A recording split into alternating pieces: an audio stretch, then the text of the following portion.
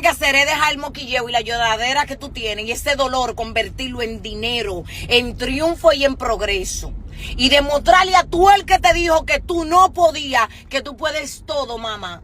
Que entre ser y no ser, mamacita, tú eres el maldito final porque tú eres y serás. Tú lo que tienes que hacer es levantarte de esa cama, sacudir ese culo y ponerte a producir. Que tú no tienes casa, tú no tienes carro, tú no tienes ahorro, tú eres una rullía. Y te está echando a morir por un hombre que a ti no te quiere. ¿Qué asco me das?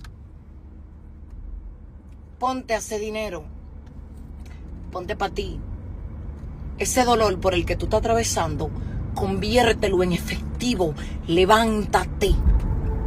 Levántate. Tú no tienes dinero, levántate.